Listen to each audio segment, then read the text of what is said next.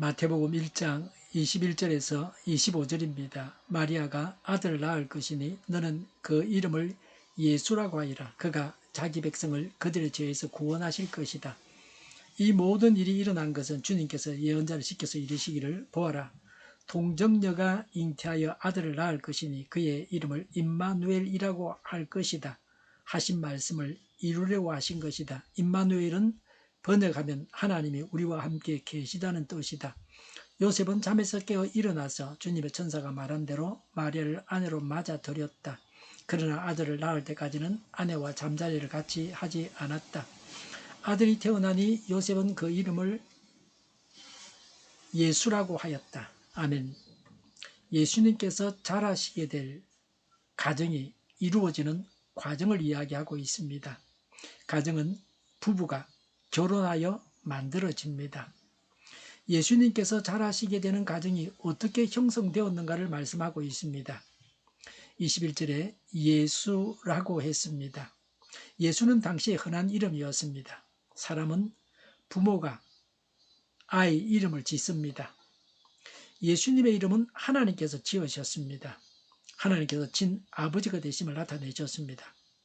예수란 말의 뜻은 구원자입니다. 저희 백성을 죄에서 구원할 자이십니다.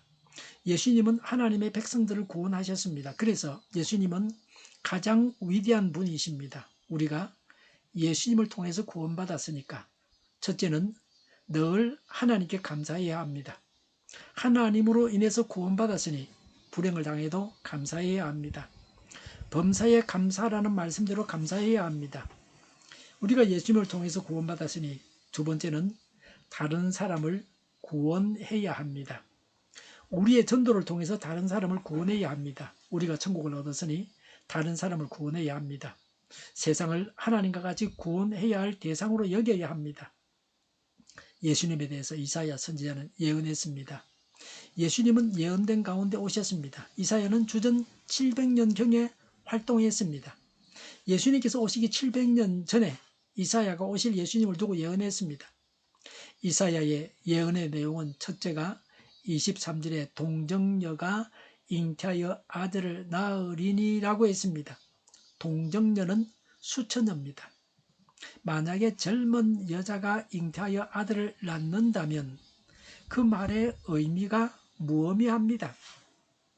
이 말씀의 뜻은 동정녀라는 뜻은 처녀가 아이를 낳는다는 뜻입니다. 모친 마리아를 통해서 이루어졌습니다. 처녀가 아들을 낳는 신비를 통해서 메시아가 오신다는 것입니다. 처녀에게서 나신 분이라야 메시아이십니다. 의술이 뛰어나고 신실한 믿음을 가진 크리스찬 의사가 있었습니다. 그는 자신의 의술을 사용해서 많은 병자들을 고칠 뿐만 아니라 복음 전파에도 힘을 썼습니다. 그러던 어느 날 한 불신자가 냉소적으로 물었습니다. 당신은 어떤 여인이 와서 자신이 성령으로 임신했다고 한다면 그 말을 믿겠소? 크리스찬 의사는 대답했습니다. 아니요, 안 믿을 겁니다. 불신자는 의기양양하게 맞서 그런데 어떻게 당신은 이런 말도 안 되는 소리와 그 예수를 믿으라고 하는 것이요? 라고 했습니다. 의사는 분명 나는 평범한 여인이 성령으로 임신했다고 하면 믿지 않을 것입니다. 그러나 만일 그 아기가 자라서 물을 가지고 포도주를 만들고 죽은 자를 살리고 바다 위를 걸으며 죽은 지 3일 만에 다시 살아나는 그런 사람이 된다면 나는 그녀의 주장을 믿을 것입니다. 그녀가 아주 신비하게 임신했다고 믿을 것입니다. 라고 했습니다. 이사야의 예언의 내용은 둘째로 23절에 임마누엘입니다. 임마누엘은 예수님의 이름입니다. 임마누엘은 하나님께서 우리와 함께 계시다는 뜻입니다. 예수님께서 이 땅에 오셨습니다. 지금은 우리 마음속에 계셔서 임마누엘을 이루셨습니다. 지금도 예수님은 우리와 함께 하십니다. 그래서 염려, 걱정, 근심, 좌절, 실망 대신에 우리 주님께 기도하며 구할 수 있습니다. 이 땅에서 삶이 어려울지라도 낙심하지 않고 영원한 소망을 가지고 살 수 있습니다. 하나님께서 내 안에 계신 것을 알고 그 하나님의 인도와 지시를 받고 살아가야 합니다. 24절에 요셉의 순종을 말씀합니다. 주님의 사자의 분부대로 요셉은 모친 마리아를 아내로 맞아들였습니다. 믿음은 순종입니다. 불순종은 불신앙입니다. 요셉은 모친 마리아가 성령을 통해서 아이를 가졌다는 것을 믿었습니다. 모친 마리아의 부정에 대한 의심은 사라졌습니다. 요셉의 순종을 통해서 하나님의 뜻이 이루어졌습니다. 요셉과 마리아의 가정을 이루게 하셨습니다. 요셉은 예수님의 육신의 아버지로서 역할을 다하게 하셨습니다. 요셉과 마리아의 가정은 인류 구원을 위해서 귀하게 사용되는 가정입니다. 우리 가정에서 자녀들이 하나님의 일꾼이 되어야 합니다. 모든 가정들이 하나님의 일꾼을 배출하는 귀한 가정이 되어야 합니다. 하나님의 구원의 역사를 이루는 데 기여하는 귀한 가정이 되어야 합니다. 하나님께서 우리와 함께 하십니다. 그 하나님께 순종해야 합니다. 예수님께서 처녀의 몸에서 성령을 통해서 출생하신 것을 믿어야 합니다. 예수 믿고 우리가 구원받았으니 다른 사람에게 전도해서 다른 사람을 구원해야 합니다.